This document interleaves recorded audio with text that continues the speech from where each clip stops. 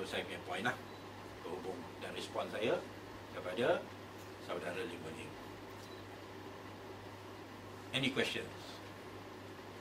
Isu pertama dan isu kedua. Tak ada? Okey, kalau tak ada, okay, ni kita masuk ke isu datum jelatin. Ni sebelum masuk dalam isu datum jelatin ni, Man, air kosong kan? Air ni rasa haus pula. No questions? Simple one lah. Yeah, simple. You said apa yang pasal yang message from 5 million PTR voters tu kan. You said apa saya yakin bercakap bagi pihak diorang kan. So I mean, why do you say that? Why are you confident that you are? Because I'm getting all these SMSs and WhatsApp, Okay. and comments and calls, and telling me, hey, what's happening? Why the leaders always fighting? So I'm sure when they voted, bila diorang undi parti-parti Pakatan Rakyat, harapan mereka ialah supaya Pakatan Rakyat ni akan menjadi sebagai kerajaan yang menggantikan kerajaan Barisan Nasional. So harapan rakyat ada pertukaran kerajaan, dan harapan rakyat PR-nya lah yang menggantikan Barisan Nasional, dan PR perlu kukuh dan mantap. Lama je gambar. Ni nak ambil video kan, ambil gambar. Komen ni dia Datuk Mia Fadli nak bertemu secara terbuka dengan Lim Wen Eng.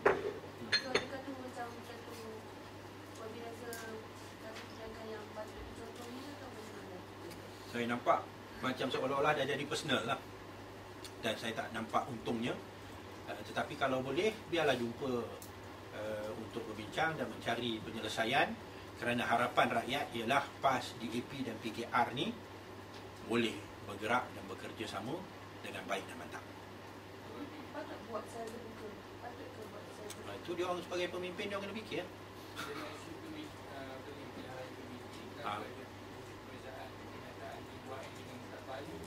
Tak apa, tu masuk, kita akan masuk agenda PBT ni selepas datum jelatin. So don't worry, ada je punya agenda dia. Ada 5 ini. Kurang lah tu. Okey. Alright. So ni yang datum jelatin ni, saya rasa tuan-tuan dan puan-puan semua tahu kan kisah dia. Kononnya ada perkasa ada bawa dalam 1,000 orang. Dia rempuh kawasan projek itu, rubuhkan dia punya hoarding, masuk dalam kawasan projek, dan alhamdulillah akhirnya telah dapat dihentikan oleh pihak polis daripada melakukan damage dan kerosakan yang lebih teruk. Yang saya nak beritahu, perkasa ni yang bertindak secara melulu, tanpa mendapatkan fakta dan statistik yang sebenarnya. Di dalam datum jelatik ni, dia ada 674 unit dalam dia punya perancangan, nak bina. Itu termasuklah dengan beberapa penthouse unit yang semalam saya bercakap dengan pihak PKNS. Akhirnya mereka mengatakan yang penthouse units ni yang luasnya dalam 7,000 kaki persegi, penthouse units ni akan dipecahkan kepada lebih kurang dalam setiap satu unit menjadi dalam 3 unit dengan luas dalam 2,000 kaki persegi supaya menjadi lebih affordable lah. Tapi yang penthouse unit ni hanya ada lebih kurang dalam 4 unit saja, pada asalnya lah. Itu yang pada asalnya. Tapi penthouse unit ni ada 8 unit. So dia punya luas 7,200 kaki persegi ni pun akan dipecahkan. So akhirnya dia, so it's not the main element lah. Kebanyakan daripada unit-unit di datum jelatik ni, dia punya luas kaki persegi dia yang paling tinggi kalau tolak yang penthouse tu adalah dalam 3,000 kaki persegi. Dan daripada 674 unit yang sekarang ini, mungkin akan menjadi dalam 700 unit bila penthouse itu dipecahkan. Sekarang ini jumlah orang, dia belum buka lagi untuk sale, belum buka lagi untuk pembelian, tapi dah buka untuk pendaftaran orang yang minat nak beli, ya. Daripada lebih kurang 700 unit lah yang akan dijual, jumlah yang dah berdaftar untuk membeli adalah 1,100 orang Bumiputera, ya. 700 unit yang dah daftar minat nak beli, dia belum buka untuk jualan lagi, tapi yang dah daftar minat nak beli adalah 1,100 orang Bumiputera. Yang daripada 1,100 orang itu, 200 orang adalah penduduk di kawasan itu. Yang non-bumi yang dah daftar sebagai pembeli adalah 800 orang. Ya. Unit nak dijual lebih kurang 700 je. Tapi yang dah daftar, yang Bumiputera pun dah 1,100, non-bumi 800.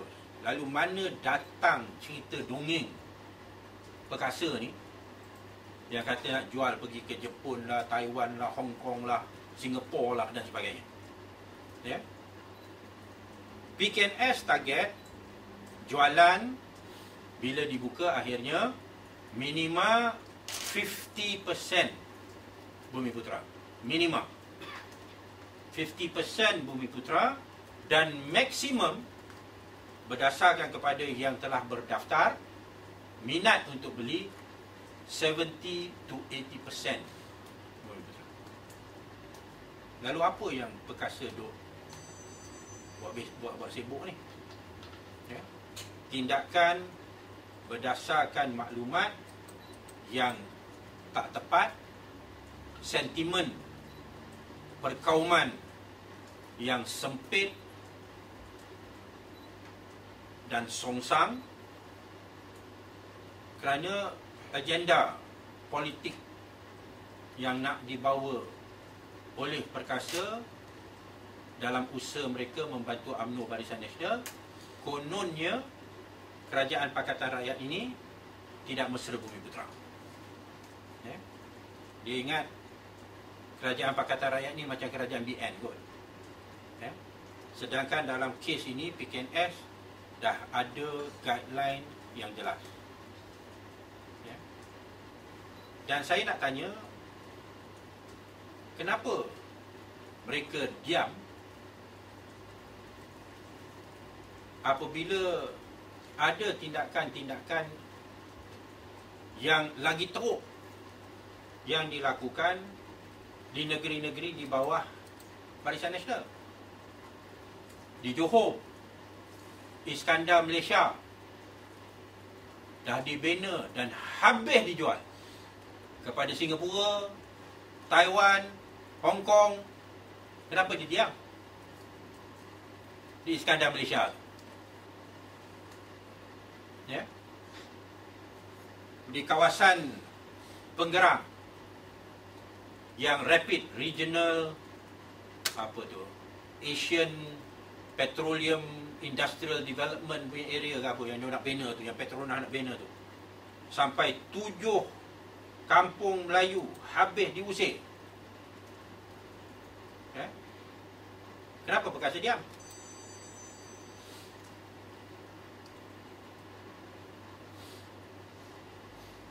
Yang baru ni dekat Johor lagi ada projek Forest City yang dekat Gelang Patah, di mana laut ditambak. Nak buat satu Forest City di situ. 5-6 kampung Melayu habis dirobohkan, diusir. Kenapa perkasa diam? Perkasa tak ada kat Johor ke?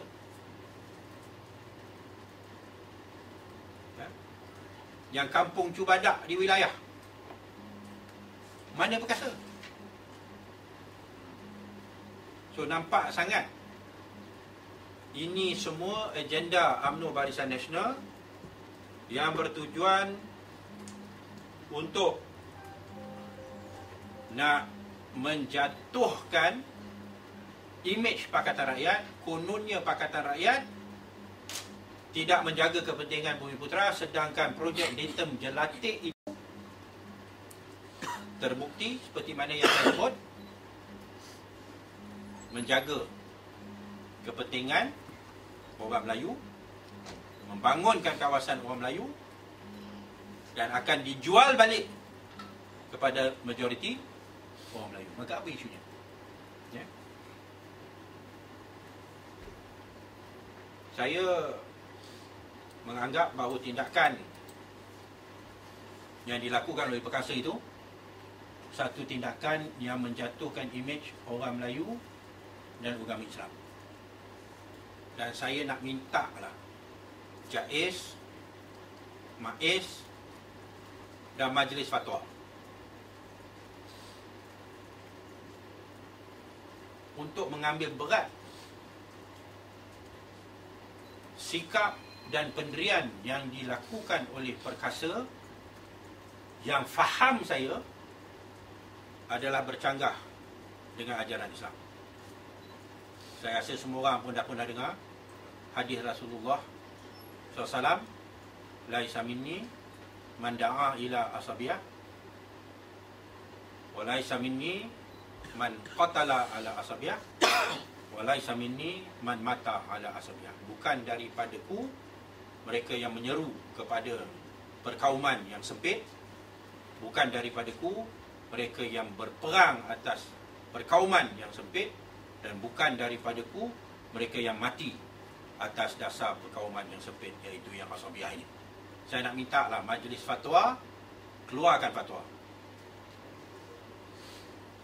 bahawa perkasa ini adalah golongan yang melampau, yang terlampau dan sesat, yang bertindak atas dasar yang bercanggah dengan Al-Quran dan Sunnah, supaya imej Islam itu dijaga. Dan orang-orang yang seperti ini tidak lagi dibenarkan merosakkan imej Islam. Saya petik sekali lagi ya, kata-kata Hasan Nasrallah, pemimpin Hizbullah di Lebanon. Dia kata golongan ekstremis ini merosakkan imej Islam dengan jauh lebih teruk berbanding dengan kartun-kartun yang dikeluarkan oleh majalah-majalah seperti Charlie Hebdo dan sebagainya. Ya. Lalu saya mendesak pihak Majlis Fatwa untuk menangani masalah pelampau perkauman di kalangan orang Islam ini,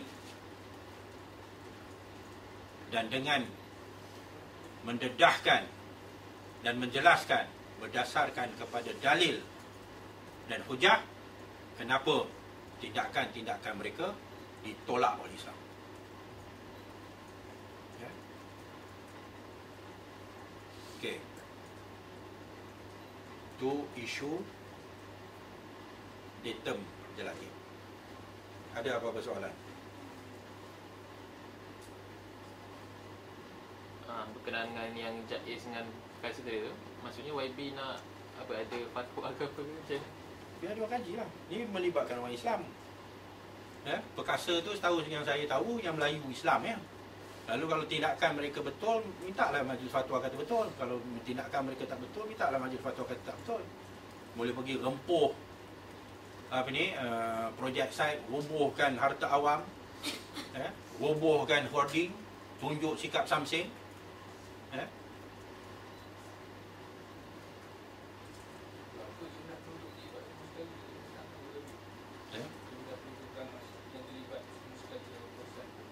Yang dalam kawasan tu, yang maksudnya yang telah dibeli balik tu. Oh tu dah bukan roboh tu, dia memang dia dah beli baik. Sana ada dia punya figure dalam ni, hari tu dia bagi. Saya tak habis baca semua. Dia keluasan tanah lebih kurang 5.6 ekar. Berapa ramai? Kalau berdasarkan cadangan sebelum ni, dia kata nak bina rumah kampung milik. Bangunan semula masuk rumah kampung milik dah, tapi bila masa dah sekali dia buka dia tidak berselantik. Ada setengah-setengah penduduk tu dia berbantah lah. Maknanya orang nak ada rumah kampung milik kat situ. Ada yang berani dengan konsep ni, dengan konsep jemaah. Sebab apa dengan nasi beli. Okay. Setahu saya sini jumlah keseluruhan kalau mengikut dia punya nota sini adalah 192 unit. 48 unit kedai, 108 unit rumah pangsa 2 bilik dan rumah pangsa 3 bilik 36 unit. So 192 unit ya. Dan mereka semua telah diberikan pampasan. Harga asal dia orang beli macam kedai ni 63,000. Harga penilaian profesional 130,000. PKNS bayar balik pada mereka 450,000 ya. Rumah pangsa 2 bilik harga asal 19,000, harga penilaian profesional 100,000, tawaran oleh PKNS 250 hingga 300,000 ya. Rumah pangsa 3 bilik dulu pun dia orang beli pun 19,000, harga penilaian profesional 100,000, tawaran PKNS 250 hingga 300,000 ya. So maknanya semua orang yang terlibat tu dah dibayar dengan dia punya tawaran-tawaran harga yang jauh lebih baik daripada penilaian yang dibuat, dan berdasarkan apa yang telah berlaku tu, saya difahamkan bahawa semua telah selesai ya, dan dah tak timbul lagi yang soal cara bagaimana tanah itu digunakan kembali oleh PKNS. Itu berdasarkan pada penilaian bisnes dan ekonomi mereka. Pokoknya yang orang yang ada rumah dan ada kedai itu telah pun dibayar dengan papasan yang jauh lebih tinggi ya. Dan selepas itu apa yang kita dapati, daripada 194 unit yang 192 unit yang terjejas, bila didaftarkan minat nak beli ni, 200 daripada penduduk di kawasan itu minat untuk nak bayar balik lah, ataupun nak beli di situ ya. So bagi saya apa yang dijanji dan sebenarnya saya tak tahu, tapi apa yang telah dilakukan setakat ini nampak cukup baik dari segi kepentingan perniagaan PKNS yang merupakan badan GLC dan yang memberikan banyak peluang pekerjaan kepada orang-orang Bumi Putra pun. Sudut bisnes juga adalah penting. Yang penting bantahan daripada PKNS, bantahan daripada Perkasa adalah tidak berasas sama sekali lah. Hanya untuk nak menimbulkan ketegangan kaum dengan cogan kata tak nak Cina masuk di kawasan Melayu lah, apalah. Apa punya sikap ni ya? This is not satu sikap yang boleh kita terima lah ya? Okay.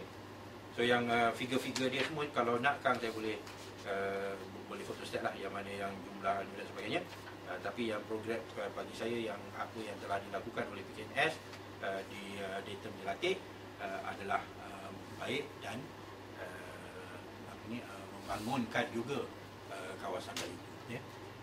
Ada yang penduduk yang bawa pergi ke mahkamah, tetapi bila bawa pergi ke mahkamah, tengok yang tawaran yang ditetap, nilai yang ditetapkan oleh mahkamah lebih rendah daripada tawaran yang diberikan oleh PKNS. Itu pun satu hal. Okey Ada lagi?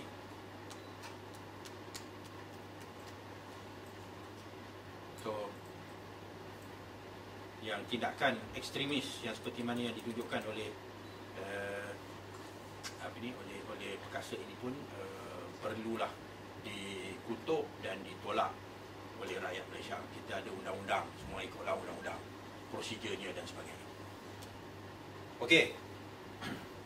So yang isu yang ketiga, pilihan raya PBT. Ni Datum Jelatik. Tunjuk gambar balik. Ni Datum Jelatik. So yang bawah ni semua, shopping ni semua PKNS punya. Disewakan kebanyakan kepada peniaga-peniaga Melayu yang memerlukan tempat untuk berniaga. Tu saya tak tahu lagi tu. Lepas tu di atas tu yang menara-menara dia, ni semua yang dikatakan dalam 600 ataupun 700 unit rumah. Dan daripada 700 unit rumah dah 1,000 yang Melayu yang dah daftar nak beli. Dan saya pun nak kena ingatkanlah Perkasa ni ya. Mungkin dianggap bahawa orang Melayu semua tak mampu beli. Ya. Tapi saya nak beritahu, kroni-kroni UMNO Barisan Nasional, termasuklah Presiden Perkasa sendiri, kaya raya. Ya. Datuk Ibrahim Ali sendiri dalam parlimen telah menyatakan dia sendiri memiliki aset bernilai 20 juta. Ya. Tapi yang geng-geng perkasa ni semua memanglah tak kaya. Tapi yang pemimpin-pemimpin kamu tu semua kaya raya.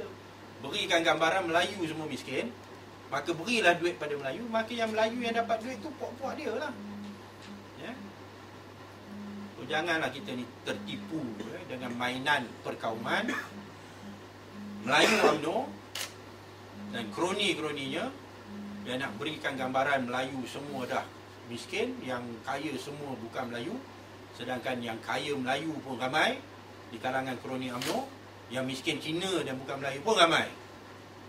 Saya ingat kalau wartawan ni tak kaya, kalau wartawan ni kaya, dia tak kerja sebagai wartawan.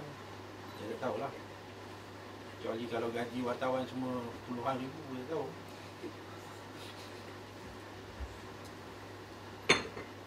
Okey. Cantik kan? Kat Jalan Jelatik kan?